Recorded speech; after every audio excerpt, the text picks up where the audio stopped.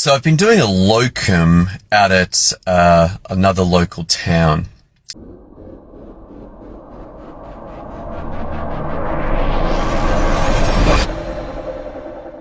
And it's been very interesting because this practice has been private billing for years. They've not had to deal with any transition from bulk billing to private billing. They've always been private billing.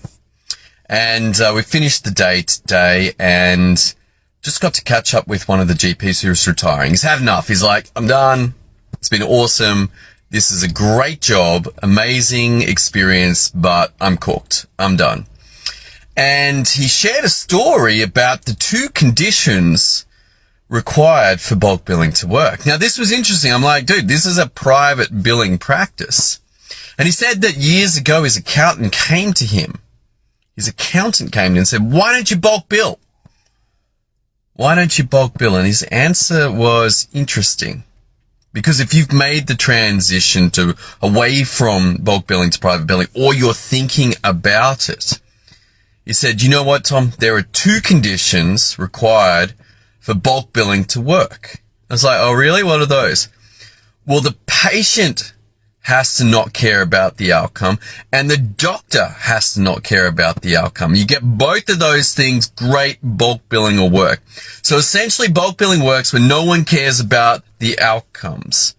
But if either of those two people, the patient or the doctor, or preferably both of them, care about the outcomes, then bulk billing doesn't work.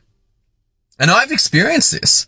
For years, I worked at a practice that was bulk billing, and eventually the financial requirements became so ridiculous that it simply was no longer possible. But what was interesting was what happened when that practice moved to private billing. Now, presumably, yes, lost some patients. But those that continued to come found a interesting phenomenon: better care, more attention, doctors who were more alert.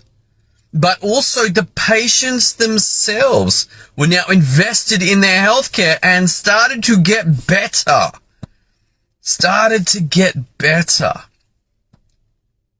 Why? Because they've got some skin in the game. They're investing into themselves when they go and see the doctor and they pay for the consult. And a lot of the garbage that we used to see stopped. It just stopped. So these conditions for bulk billing to work, that the patient and the doctor have to not care about the outcome, this should be a warning. And you can say, well, you know what? They don't have enough money. But do they have enough money for some other things? I don't know if you've noticed this, but occasionally people will be going on overseas holidays and asking for bulk billing. It's like, what's going on here? How is it that you can afford an overseas holiday, but you're asking for bulk billing? There seems to be a disconnection here in my mind. Hang on, these holidays, what, do you just get the airline to bulk bill you? And when you arrive in Bali, they bulk bill you for the massages and for the food, and you just get it all free? I don't think so. What's going on? How come you rate your health so lowly that you will prioritize a holiday to go to Bali and drink margaritas on the beach instead of investing in your health? But we have, as doctors, one important and amazing skill. We have the ability to see into the future. And this is where the true value of our services is really found. That I can look at a patient today at 45 years old and tell from their behaviors, their health behaviors, what kind of life they're going to have in detail. Why? Because I've seen that same patient at 55, 65, 75, and I've seen what their life's like.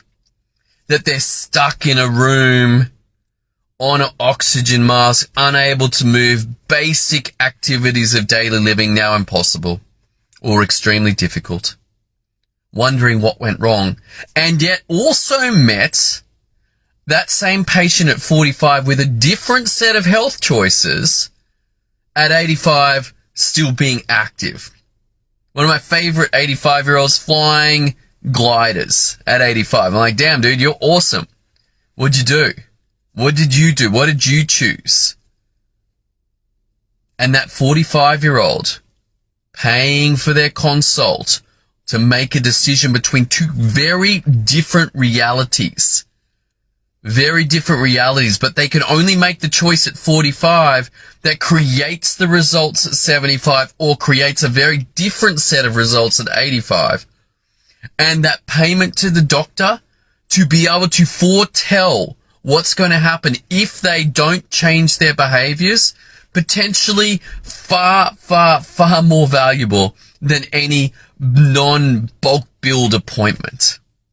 And here's the difficulty. If the bulk billed appointment, even if they get told about it, they don't do anything about it, guess what? They go to the default. They go to the 75-year-old stuck in the room on the oxygen, hating their life, going, where did I go wrong? Gee, I wish I'd had better healthcare advice. And they would have been able to hear their healthcare if they paid for it because they're invested into it. Those who pay attention. That's all I got for you. So, salient advice from this GP today. The two conditions required for bulk billing to work. The patient has to not care and the doctor has to not care. If you're a doctor and you care, then you know that you need to step away from bulk billing into private billing so that your patients pay attention and get the health results that they should because they were willing to pay for your expertise and your advice. All right, that's all I got for you. Hope you have an awesome night. Look forward to seeing you again on another episode. If you do want some help with your behaviors and you being a role model as a doctor, you want to know the secrets to learning how to become elite at your habits so that you can also be hopefully your equivalent of flying gliders at 85, head over to GraduateMedicine.com and click on the clinical certainty. Go jump into that. Check out the training there for you. Okay, that's all I got for you. Look forward to seeing you very soon.